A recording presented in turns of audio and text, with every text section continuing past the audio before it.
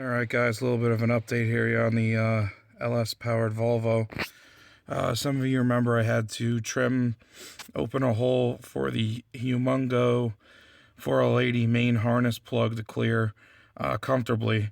I didn't want to end up ripping it out by accident or shearing the plug off on the side of the transmission.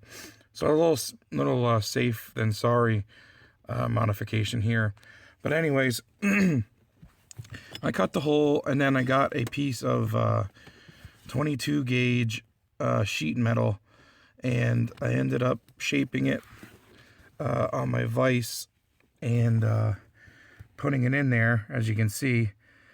Just kind of more or less test fitting it right now. Have some self tappers holding it in there for now.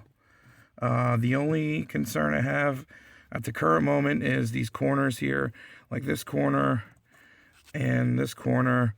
There's a little bit of a gap because this is a crease here, and as you can see, I've kind of tapped it down in there a little bit.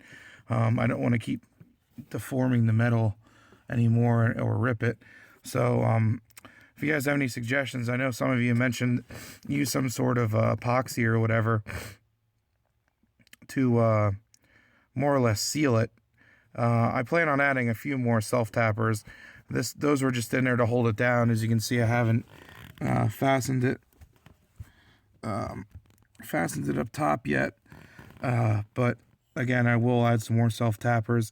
I actually will tap this down a little bit better too. Kind of a quick job. It's sticking up a little bit here yet, only because the floor isn't perfectly flat, obviously.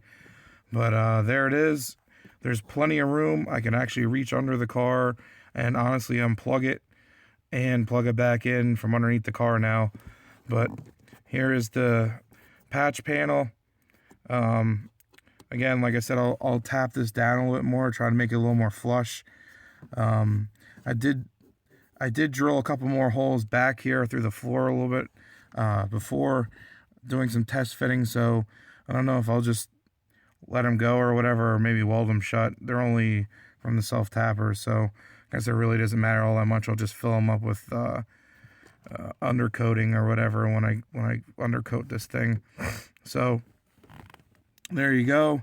There's the little plate. Once the carpet's back over it, you won't even be able to tell that it's there. So pretty decent, in my opinion. A little access panel here for the 4L80 main harness plug. So anybody that's doing this swap and using a 4L80 in one of these cars, you're probably going to end up having to do something here.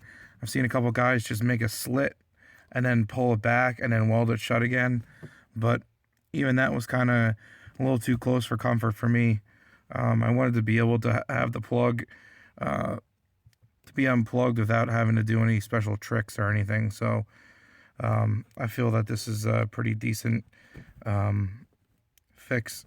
And again, I'll just blob some sealer around here and everything, and then my plan is to, once I get the car up in the air, just to undercoat the piss out of it.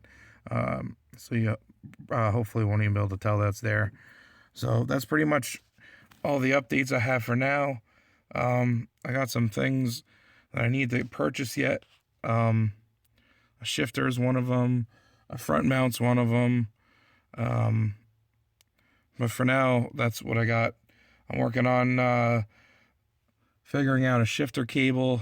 Not a shifter cable. Throttle cable. So I'll keep you guys posted.